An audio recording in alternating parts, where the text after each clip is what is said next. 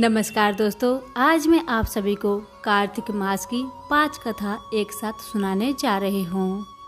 पहली कथा मैं आपको सुनाऊंगी तारा भोजन की। बहुत समय पहले की बात है। किसी नगर में एक साहूकार रहते थे और उनकी एक बहू तारा भोजन किया करती थी। एक दिन बहू सासू माँ को कहती है, सासू माँ आप मेरी कहानी सुन लीजिए। सासू माँ मना कर देती है, कहती है अभी मुझे पूजा करना है। अब बहू अपनी जेठानी से कहती है, जेठानी जी मेरी कहानी सुन लीजिए। जेठानी भी मना कर देती है, कहती है अभी तो मेरे पास समय नहीं है, अभी मुझे मार्केट जाना है सामान खरीदने के लिए। अब बहू कहती है अपनी देवरानी से, देवरानी मेरी कहानी सुनेगी? तो वो भी मना कर देती है, नहीं अभी मेरे पास समय कहाँ है, मुझे अपने बच्चों को देखना है। अब वह फिर अपनी ननद को कहती है, ननद जी मेरी कहानी सुन लीजिए।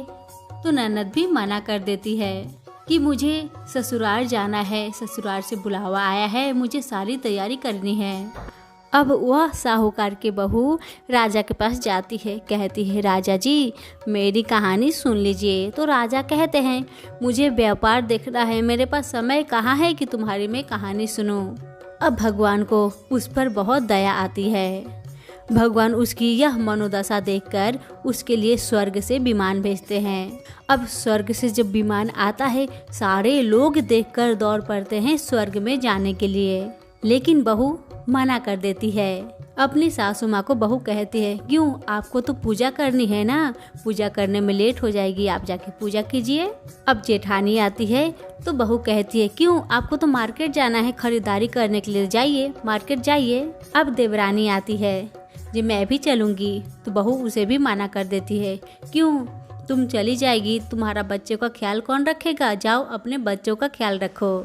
अब जब ननद आती है तो उसे भी बहू माना कर देती है, जाओ तुम्हें ससुराल से बुलावा है, तुम्हें तैयार करना है, क्या अभी तुम्हें लेट नहीं हो रहा है, जाओ तुम भी जाओ। अब राजा जी आते हैं कि मैं भी चलूँगा तुम्हारे साथ, लेकिन बहू राजा को भी मना कर देती है, जाइए आप अपना कारोबार संभालिए। आखिर में पड़ोसन आती है और कहती है कि बहन मैं भी तुम्हारे साथ चलूँगी। तब बहू कहती है, हाँ तुम मेरे साथ चलो, क्योंकि एक तुम ही हो जिसने कार्तिक के पूरे माह मेरी कहानी सुनी है। अब दोनों विमान में बैठकर स्वर्ग जाने लगे। तभी रास्ते में ही बहू को अभिमान हो जाता है कि मैंने कार्तिक के पूरे माह व्रत किया और कहानी कही, इसलिए मुझे स्वर्ग का वास मिल रहा है। लेकिन मेरी पड़ोसन ने तो कहानी केवल सुनी है, व्रत तो नहीं किया है, फिर भी मेरी वजह से इसे भी स्वर्ग का वास मिल रहा है।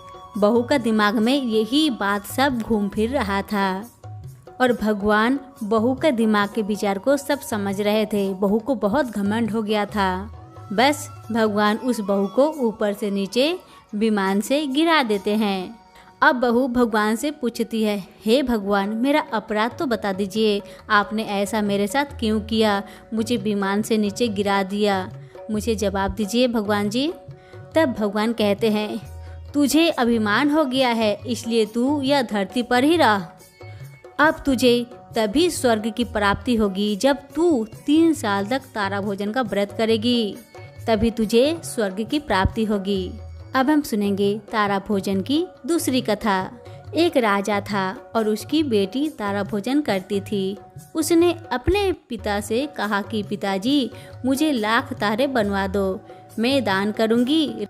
राजा ने सुनार को बुलवाया और कहा कि मेरी बेटी तारा भोजन करती है, तुम 9,00,000 तारे बना दो। यह सुनकर सुनार बहुत चिंतित हुए, बहुत उदास हुए, मैं 9,00,000 तारे कैसे बनाऊंगा, और सुनार सूखने लगे। तब पत्नी अपने पति से कहती है, पति देव आप सूखते क्यों जा रहे हैं, क्यों इतने उदास है, ऐसा लग रहा है आपको कोई बात परेशान कर रही है। तब उन्होंने कहा, राजा ने हमें 9,00,000 तारे बनाने को कहा है, मैं कैसे बनाऊं, मुझे तो तारे बनाने आते ही नहीं हैं। अगर मैं तारे नहीं बनाऊंगा तो वह राजा मुझे कुल्लू में पिलवा देंगे। अब सुनार की पत्नी कहती है, आप परेशान क्यों होते हैं, परेशान मत होइए, आप क्या कीजिएगा, गोल सा पतरा काट कर कलिया काट देना, राजा आएंगे और ले जाएंगे।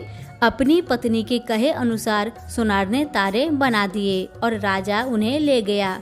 राजा की लड़की ने 9 लाख तारे और बहुत सा दान किया। भगवान का सिंहासन डोलने लगा। भगवान बोले, देखो मेरे नेम व्रत पर कौन है। 3 कूट देखा तो कोई नहीं था। चौथे कूट देखा तो राजा की लड़की तारा भोजन कर रही है। भगवान ने कहा कि उसे ले आओ, उसने व्रत किया है। भगवान ने दूतों को लड़की को लाने के लिए भेजा और दूत जाके वो लड़की से कहते हैं, चलो तुम्हें भगवान ने बुलाया है। तब वो लड़की कहती है, मैं ऐसे नहीं जाऊंगी। लड़की ने कहा, मैं ऐसे नहीं जाऊंगी, मैं अपनी सारी प्रजा को और उस सुनार को जिसने मेरे लिए तारे बनाए और जिसने कहानी सुनी, सभी को लेकर जाऊंगी। लड़की की बात के सामने भगवान को झुकना पड़ा और भगवान ने दूत को कहा कि बड़ा विमान लेके जाओ ताकि सभी लोग उसमें अट जाए। अब दूत बड़ा विमान लेकर आए। तब लड़की कहती है, ठीक है, अब मैं चलूंगी। अब सभी लोग विमान में बैठकर जाने लगे। रास्ते में राजा की बेटी को अपने ऊपर घमंड हो गया। यदि मैं तारा भोजन व्रत नहीं करती तो सबको स्वर्ग की प्राप्ति नहीं होती। लड़की के ऐसा सोचते ही दूत ने उसे बीच रास्ते में ही नीचे उतार दिया। और जब दूत भगवान के पास पहुँचे तो भगवान बोले, इन सब में से तारा भोजन करने वाली वो लड़की कौन सी है? हमने दूत बोले कि उसे अपने ऊपर घमंड हो गया था, इसलिए हम उसे बीच रास्ते में ही छोड़कर आए हैं। भगवान कहते हैं कि नहीं, उसे वापस लेकर आओ। लड़की ने 7 बार क्षमा याचना की है, भगवान उसे माफ कर देते हैं। इस कहानी को कहने अथवा सुनने के बाद कहना चाहिए, जैसे राजा की लड़की को भगवान ने माफ कर दिया और स्वर्गलोक प्रदान किया, वैसे सबको प्राप्त हो। हम सुनेंगे कार्तिक माह की तीसरी कथा। एक नगर में एक जाट और जाटनी रहते थे और जाट बहुत गरीब था। एक बार जाटनी जाट से कहने लगी कि मैं तुम्हें 4 रोटी बनाकर दूंगी और तुम नदी किनारे जाना, वहाँ पर राम और लक्ष्मण आते हैं, वहाँ पर जाकर तुम यह पंक्तियाँ कहना, राम बड़े लक्ष्मण छोटे, वे बैठे अम्बे की डाली, वो बैठे चंपे की डाली, मिट्टी का दशरथ बनावे, मक्खन मिश्री का भोग लगावे, देव परिक्रमा घर को आवे। अब जाट रास्ते भर इन पंक्तियों को रटता गया, पर नदी किनारे जाकर भूल गया और वहाँ जाकर कहता है, लक्ष्मण बड़े राम छोटे, वो बैठे अम्बे की डाली, वो बैठे चंपे की डाली, मिट्टी का दशरथ बनावे, मक्खन मिश्री का भोग लगावे, देव परिक्रमा घर को आवे। अब जाट की बात सुनकर राम लक्ष्मण कहते हैं कि लक्ष्मण, इसने तुम्हें बड़ा बताया है, तुम इसे कुछ दे दो।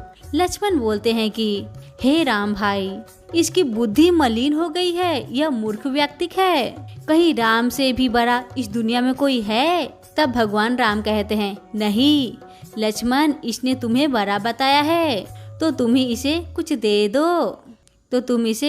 दो। राम जी की बात सुन लक्ष्मण ने थोथे बांस में कुछ मोहर असरफी भरकर दे दी। रास्ते में मोहर असरफी को चोर लूट के ले गए। घर गया तो जाटनी ने पूछा, कुछ मिला? जाट बोला कि मिला तो था, पर चोर लूट कर ले गए। जाटनी ने कहा कि कोई बात नहीं, कल फिर जाना। अगले दिन फिर जाटनी ने 4 रोटी बनाकर जाट को दे दी और फिर सिखाया, राम बड़े लक्ष्मण छोटे, वो बैठे अम्बे की डाली, वो बैठे चंपे की डाली, मिट्टी का दशरथ बनावे, मक्खन मिश्री का भोग लगावे, देव परिक्रमा घर को आवे। अब जाट फिर रास्ते भर ये पंक्तियाँ याद करते हुए गया, लेकिन जैसे ही राम लक्ष्मण के सामने पहुंचा तो फिर भूल गया और बोलता है, लक्ष्मण बड़े राम छोटे, वे बैठे अम्बे की डाली, वो बैठे चंपे की डाली, मिट्टी का दशरथ बनावे, मक्खन मिश्री का भोग लगावे, देव परिक्रमा घर को आवे। अब राम भगवान कहते हैं, हे लक्ष्मण, ये व्यक्ति आज भी तुम्हें बड़ा बता रहा है, तुम इसे आज भी कुछ दे दो। फिर लक्ष्मण कहते हैं, इसकी तो बुद्धि खराब हो गई है, मूर्खमती वाला व्यक्ति है, कभी राम से बड़ा कोई हुआ है? फिर भगवान राम कहते हैं, लक्ष्मण, इसने तुम्हें बड़ा बताया है, इसलिए तुम इसे कुछ दे दो। लक्ष्मण ने फिर इस बार जाट को सोने की ईंट दे दी। रास्ते में फिर चोरों ने उसे लूट लिया। जब जाट घर गया तो जाटनी ने फिर पूछा, कुछ मिला है? जाट बोला कि हाँ मिला तो था, लेकिन रास्ते में चोरों ने लूट लिया। अब जाटनी कहती है कि तुमने क्या कहा था?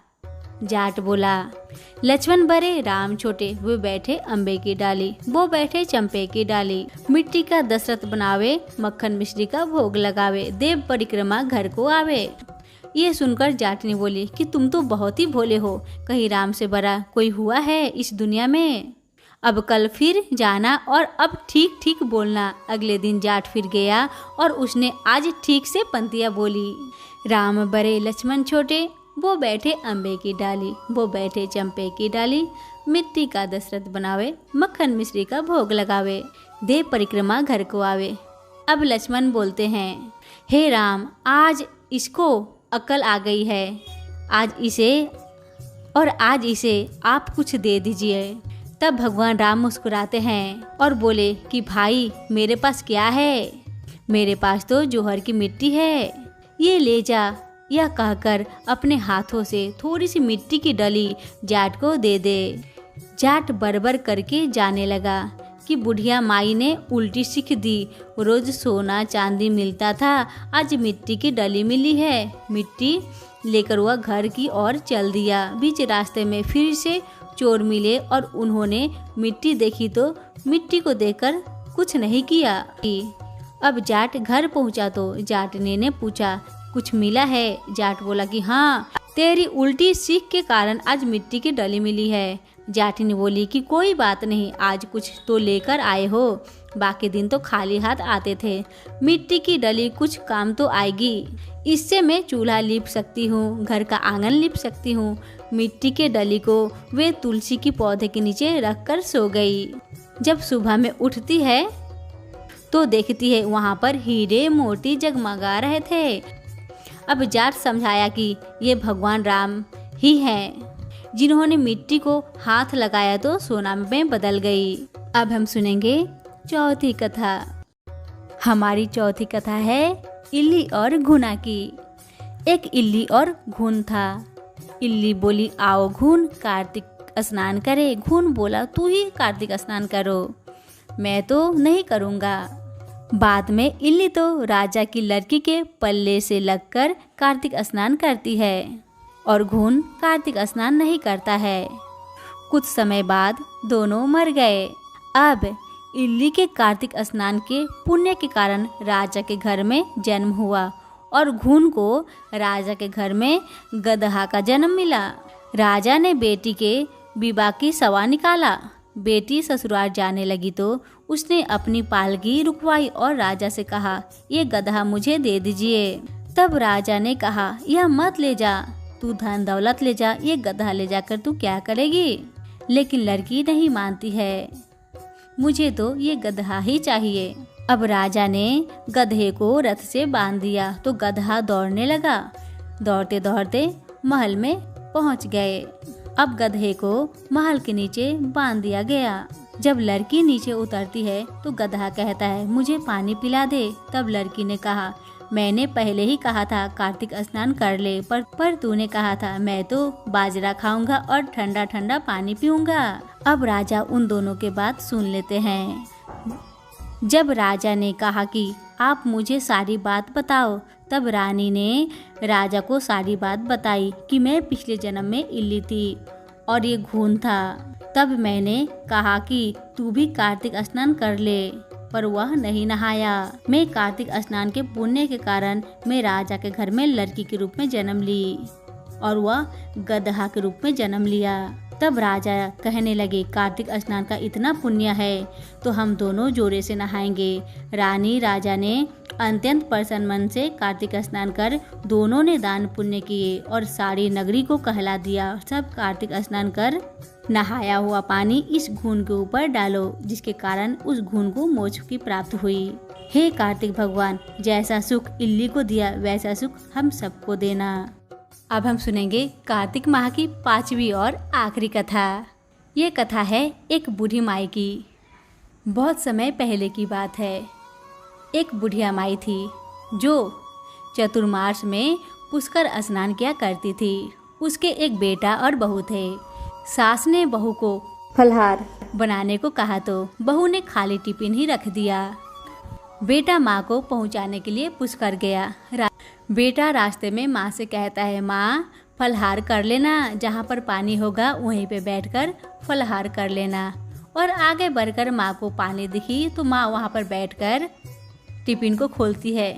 भगवान की कृपा से वह टिफिन फल से भर गया और माँ अच्छे से फलहार कर लेती है। अब पुष्कर माँ को रहने के लिए एक झोपड़ी बना देता है और बनाकर बेटा घर वापस आ जाता है। अब रात्रि में श्रावण मास आता है और बोलता है, बुढ़िया माई दरवाजा खोलो। तब बूढ़ी माई कहती है, आप कौन हैं?